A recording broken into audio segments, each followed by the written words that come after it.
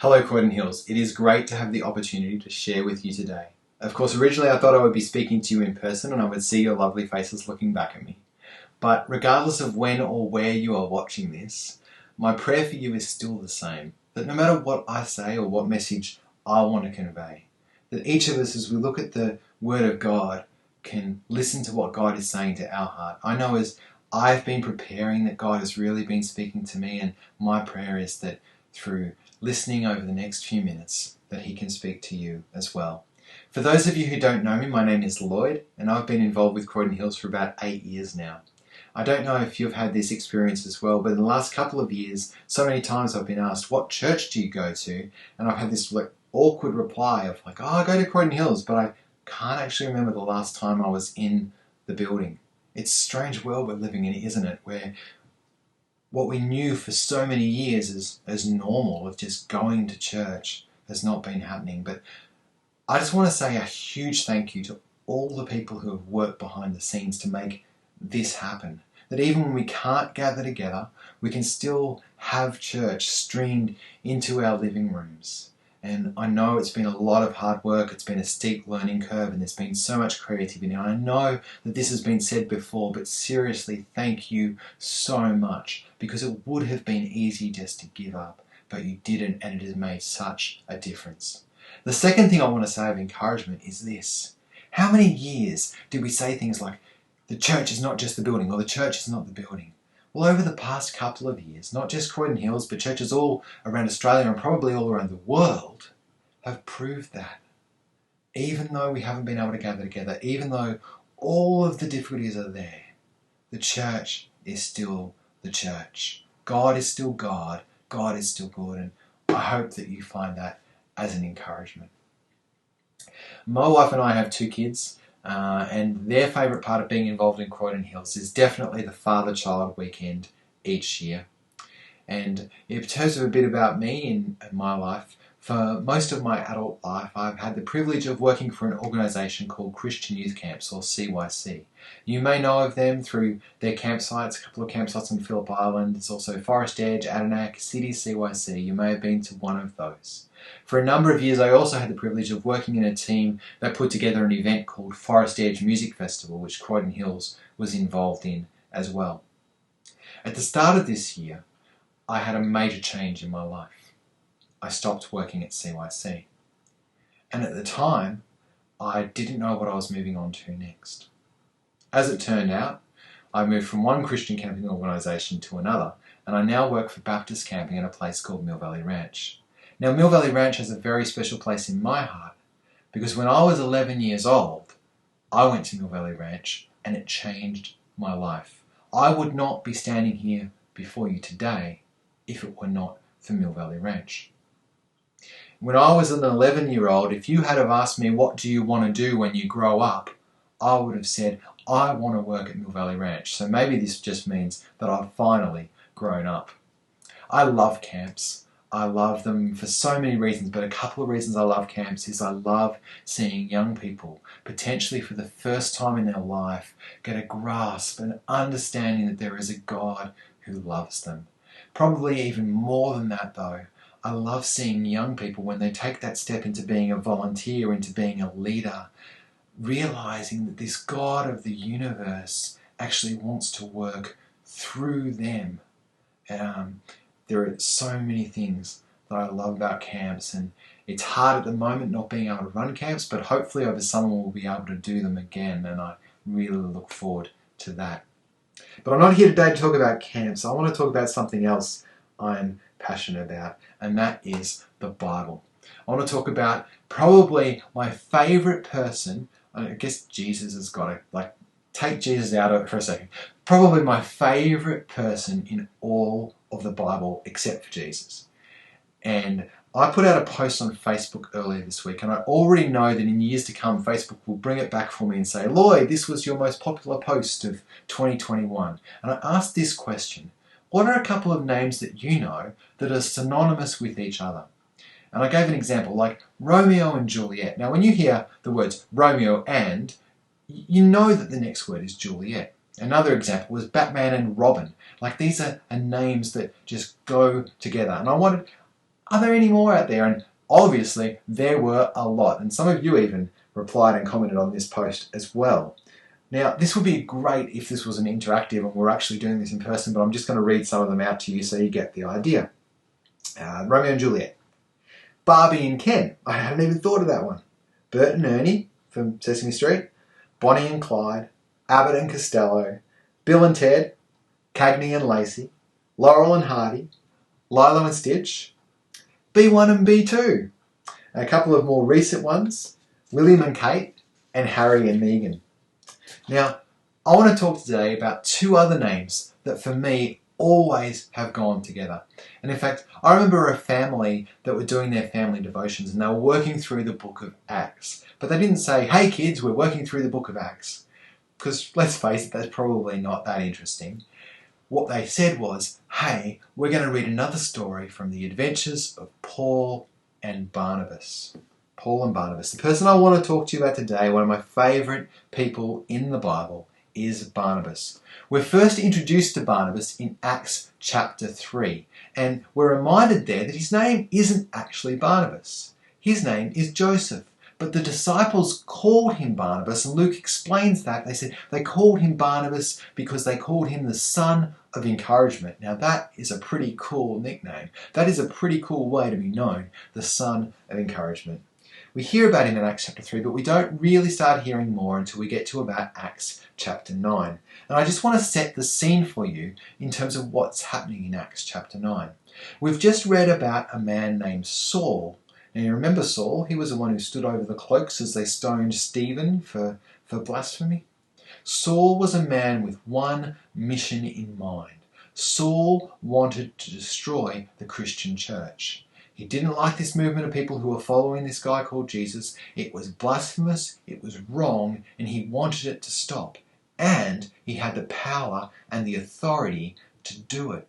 And he was on his way to Damascus to do just that. Now we're not going to go into that in detail because this is a talk about Barnabas, not about Saul.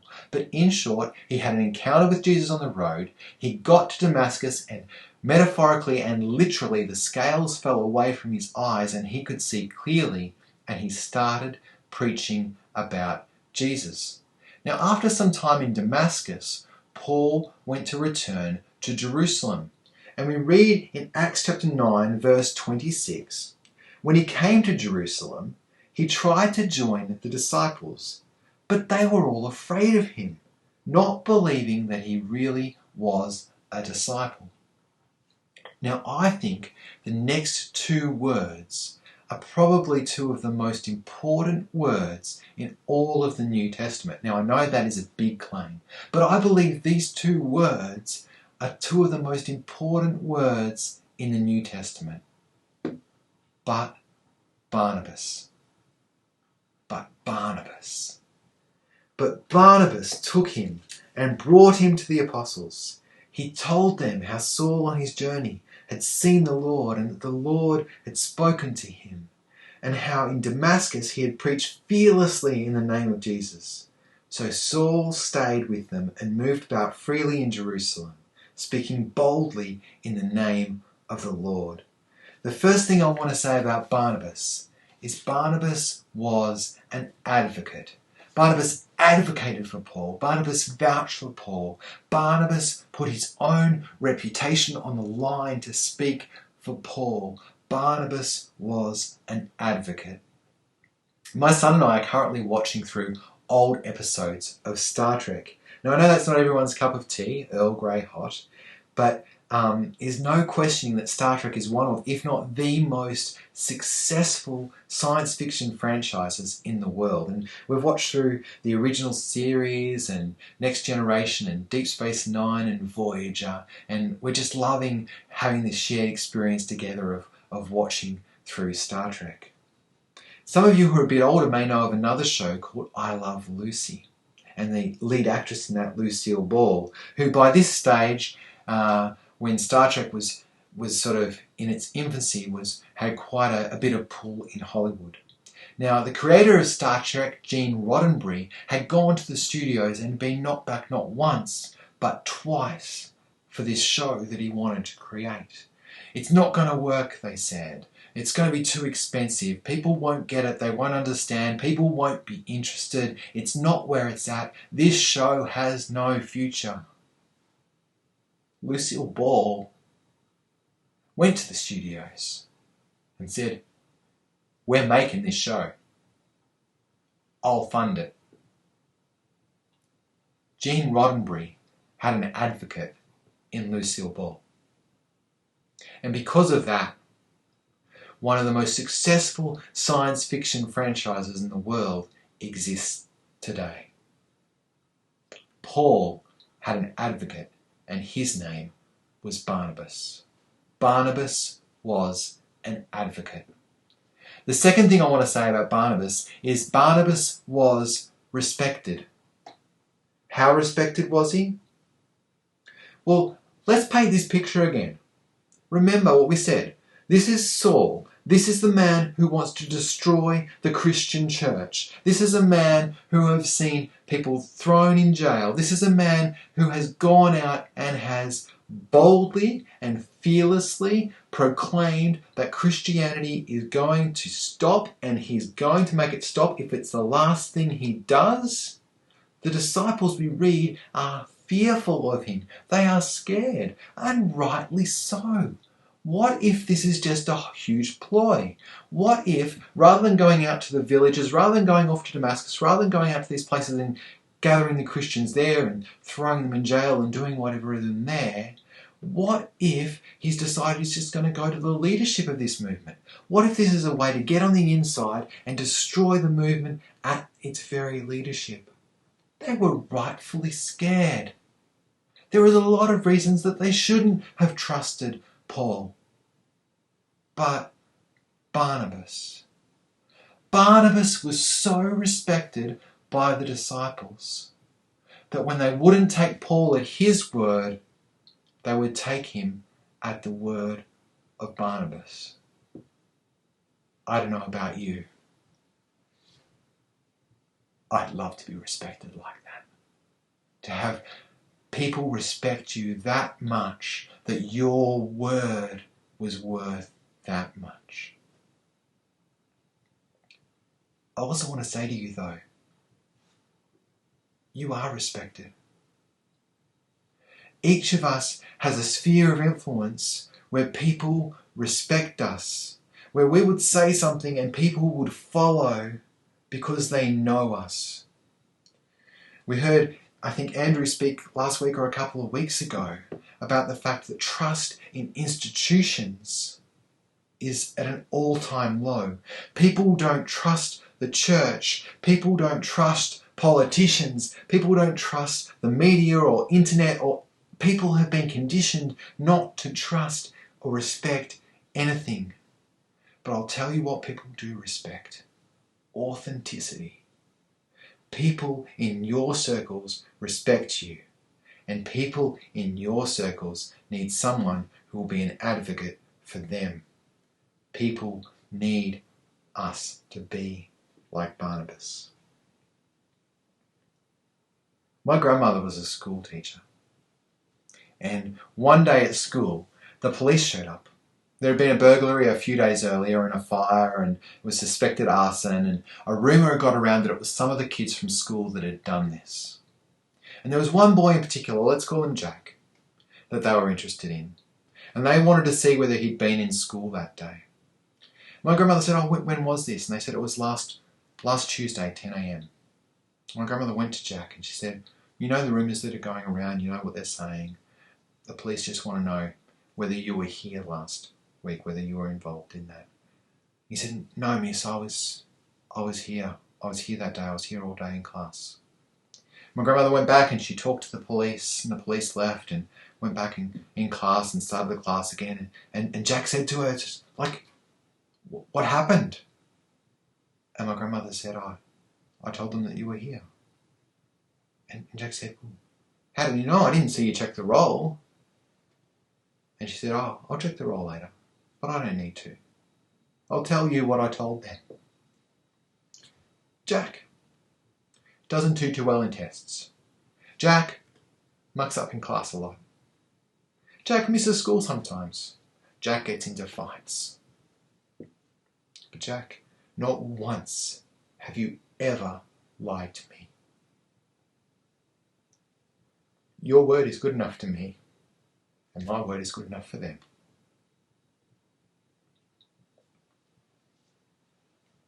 Barnabas was respected, and Barnabas was an advocate. The next thing I want to say is that Barnabas was humble. Barnabas was humble. We read in Acts chapter 14, in Lystra there sat a man who was lame. He had been that way from birth and had never walked. He listened to Paul as he was speaking. Paul looked directly at him and saw that he had faith to be healed and called out, "Stand up on your feet." At that, the man jumped up and began to walk. When the crowd saw what Paul had done, they shouted in the Lycaonian language, "The gods have come down to us in human form." Now listen to this. Barnabas they called Zeus, and Paul they called Hermes because he was the chief speaker. The priest of Zeus, whose temple was just outside the city, brought bulls and wreaths to the city gates because he and the crowd wanted to offer sacrifices to them. Now, I don't know how good your Greek mythology is, but in terms of the hierarchy of gods, Zeus is pretty up there. Barnabas they called Zeus. They thought that Barnabas was the incarnation of their God. How did Barnabas and Paul react to that? But when the apostles Barnabas and Paul heard of this, they tore their clothes and rushed out into the crowd, shouting, "Friends, why are you doing this? We too are only human like you." Barnabas was humble. Barnabas was humble. Now, we talked about how the disciples respected Barnabas. These people wanted to worship him. How did he respond? He was devastated. That was not the point. Now, I don't know about you, but there haven't been too many times in my life there haven't been any times in my life when people have said, "Lloyd, you are a God, we want to worship you." But you know what? It can be a lot more subtle than that. And I want to be raw with you for a minute and say there have been so many times in my life and my ministry when I wish I could have been more like Barnabas. You see, when God works through you in powerful ways, a response can be from people to direct praise towards you. And you may not soak up that praise, and you may not go seeking it, and you may not be pointed out as Zeus and want to be worshipped like a god. But I know there have been so many times in my life when I had an opportunity to point people towards Jesus and I said nothing. It can be really subtle. And it's not about taking all the accolades for yourself. It's about using the opportunity to say what you are experiencing is God, not me. What you are experiencing is God working through me into your life. And the reason He's working through me into your life is because He wants to work in your life directly. Humility is hard, but humility is powerful. And Barnabas was humble. The fourth thing I want to say about Barnabas is this, and it comes from a story that we're probably all familiar with. It comes from the end of Acts 15. It says, sometime later, Paul said to Barnabas, "Let's go back and visit the believers in all the towns where we preach the word of the Lord and see how they're doing." Barnabas wanted to take John, also called Mark, with them, but Paul did not think it wise to take him because he had deserted them in Pamphylia and had not continued with them in the work. They had such a sharp disagreement that they parted company. Now, we don't know the specifics of that disagreement, but I imagine it could have gone something like this. Paul says, "Hey, let's go visit these places." And Barnabas says, "Yeah, Paul, that's a great idea. We should take John Mark with us." And then cue this awkward silence and Paul saying, I don't think that would be a good idea. No, I really think we should take John Mark with us. Paul's like, Barnabas, don't you remember what happened last time? How can we trust him again? Last time he deserted it. We cannot take him with us. And Barnabas like, no, look, I understand. I think we should give him a chance. And Paul says, Barnabas, you don't understand. This is just too important. And I just see Barnabas looking straight at Paul and saying, Paul, no, you don't understand. This is too important. If John Mark can't go, then I'm not going either. And see Paul storming off and Barnabas saying, one day he'll understand. And I believe if you read through Paul's letters, and we're not going to go into that now, I think that one day later Paul did understand. See, this was not a disagreement about the mission. This was not a disagreement about the importance of the mission. This was an understanding from Barnabas about his role in the mission. The same role he had when he stood with Paul and the disciples. The fourth thing I want to say about Barnabas is that Barnabas believed in people. How important was Barnabas' decision to support John Mark in this instance? Well, we can't know for sure how much impact that had. But about 20 or so years later, after this, we know that John Mark sat down and wrote a book, and we know it as the Gospel according to Mark. But Barnabas, an advocate without whom we don't know where Paul would have been. Barnabas, who believed in John Mark, without whom we don't know where he would have been.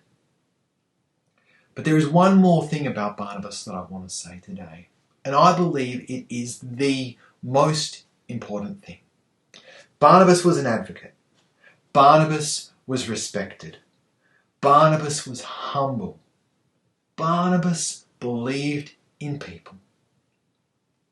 Barnabas knew why. You see, Barnabas was who he was because he knew he had an advocate. And the name of his advocate was Jesus, and his name was respected. In fact, his name was the name above all names. And Barnabas was humble because he knew his advocate was humble. In fact, we read in Philippians chapter 2 that Jesus, who being in very nature God, did not consider equality with God something to be used to his own advantage. Rather, he made himself nothing by taking the very nature of a servant and being made in human likeness. And being found in appearance as a man, he humbled himself by becoming obedient to death, even death on a cross. See, Barnabas was who he was because Barnabas knew who Jesus was. And what was true for Barnabas is also true for us. We have an advocate who speaks for us, who vouches for us, who sits at the right hand of the Father and pleads for us, who stands in the gap for us. We have an advocate who is respected in heaven and on earth, who is humble and who, just like Barnabas, believes in us before we believed in him. You know, Barnabas is a person who is mentioned in the Bible a few times. We hear a lot about Paul. We read all of his letters. We know that most of the book of Acts is written by Luke in accounts that Paul gave. We can read the Gospel of Mark. But Barnabas. You may not be a famous writer. You may not be a great leader. You may not be a movie star or a politician. You may not think you have much influence in the world. You may not be a social media influencer with 40 million followers on Instagram. But you can be humble. you can be respected. You can be an advocate for people who need it because you can believe in them. And if you think that can't change the world, then let's pause for a moment and remember how things may have been, but Barnabas. Amen.